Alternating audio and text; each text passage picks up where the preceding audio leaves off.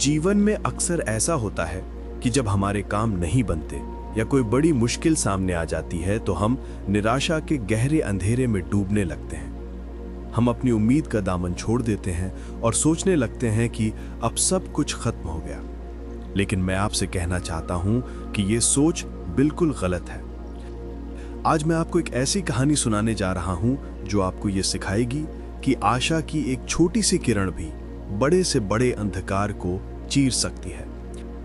ये कहानी आपको नई प्रेरणा देगी और बताएगी कि कैसे विषम परिस्थितियों में भी अपने सपनों को जिंदा रखा जाता है। ये कहानी है एक गरीब कुम्हार की जिसने मिट्टी के बर्तनों से कहीं ज्यादा अपनी जिंदगी को संवारा।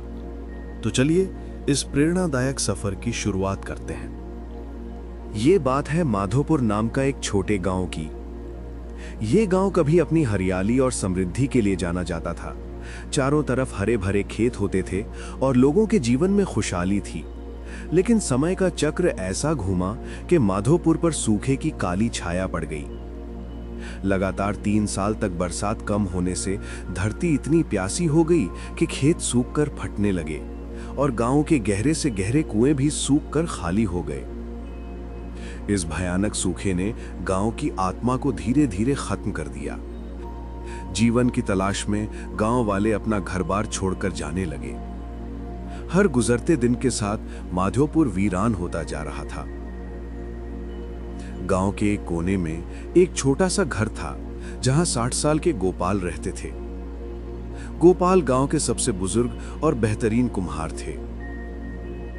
उनका जीवन मिट्टी की खुशबू, रंगों और मिट्टी का पहिया की मधुर धुन में बीता था। उनका चाक जो कभी पूरे दिन खुशी से घूमता था, अब धूल से भरा और शांत पड़ा था। उनकी कार्यशाला में मिट्टी के ढेर थे, पर वे मिट्टी अब बेजान, सूखी और कठोर हो चुकी थी। उनकी आंखें भी ऐसी ही सूखी नदी की तरह थीं, जिनमें बरसों से संजोए गए सारे सपने टूटने का दर्द साफ दिखता था। एक दिन शाम के धुंधलके में जब चारों तरफ उदासी और धूल भरी हवा चल रही थी, गोपाल ने एक गहरा फैसला लिया। उन्होंने मन में सोचा, अब और इंतजार नहीं किया जा सकता। जब मिट्टी ही नहीं रही तो एक कुम्हार का यहां क्या काम।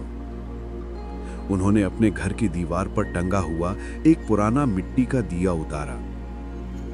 ये दिया उन्होंने अपनी जवानी के सबसे अच्छे समय में बनाया था। एकदम संतुलित, एकदम गोल, जिसे वो हमेशा संभाल कर रखते थे और कभी जलाया नहीं था। वो इस दिए को गांव के बाजार में बेचना चाहते थे ताकि उससे जो भी थोड़ा बहुत पैसा मिले उससे शहर जाने के लिए टिकट खरीद सके। वो माधोपुर से हमेशा के लिए चले जाना चाहते थे। दिए को कपड़े से साफ करते समय गोपाल की नजर अपने घर के ठीक बाहर उगे एक बूढ़े पीपल के पेड़ पर पड़ी। ये पेड़ उन्होंने अपने पिता के साथ मिलकर लगाया था। अब ये पेड़ एक कंकाल जैसा दिख रहा था। सारी पत्तियां झड़ चुकी थीं, शाखाएं सूखी और टूटी हुई थीं। ये पेड़ माधोपुर गांव की पूरी निराशा को दर्शा रहा था। गोपाल ने दिया एक तरफ रखा और आखिरी बार उस पेड़ को छूने बाहर निकले। वो अपनी हार और असफलता के लिए उस पेड़ से माफी मांगना चाहते थे।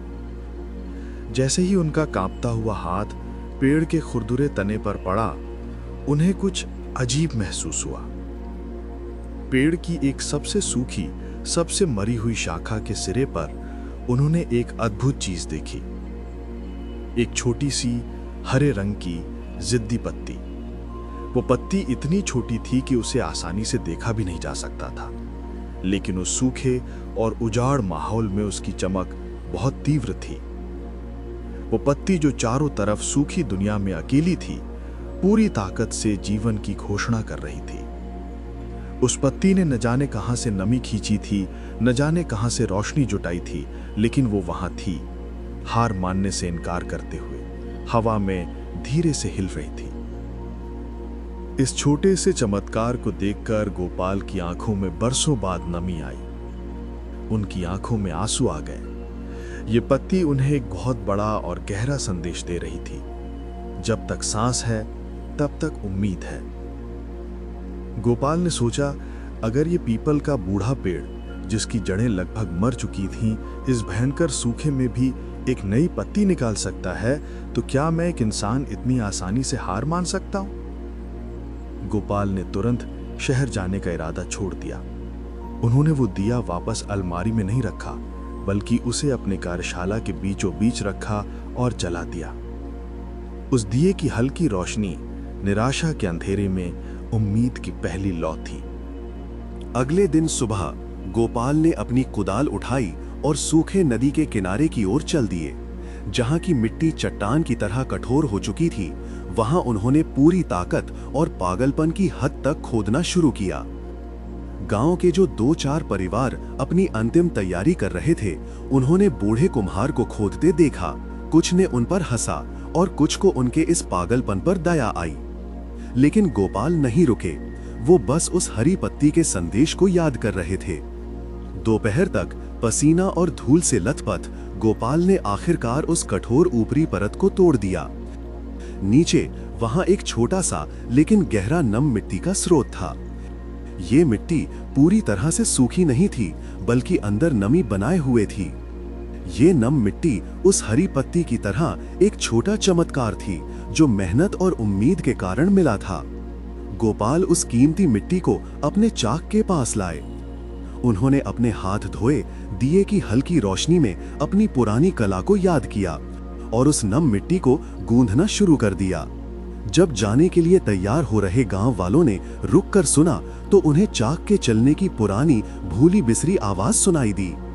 उन्होंने देखा कि बूढ़ा कुम्हार गोपाल पूरी लगन से काम कर रहा था।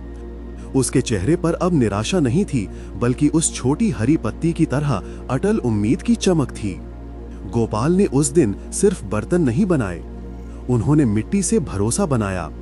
उन्होंने मिट्टी से गांव में ठहराव बनाया। ये देखकर जाने की तैयारी कर रहे कुछ परिवारों के कदम ठिठक गए।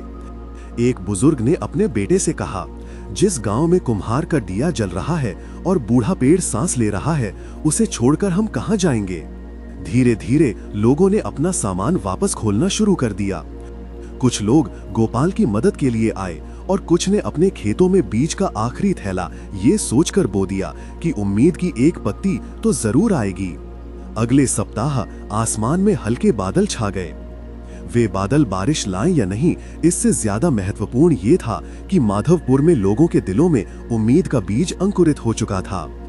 गोपाल का दिया जल रहा था और पीपल की वो छोटी पत्ती पूरे गांव को ये याद दिला रही थी कि जीवन का संघर्ष तब तक खत्म नहीं होता जब तक आप अपने भीतर की उम्मीद की लौ को बुझने नहीं देते।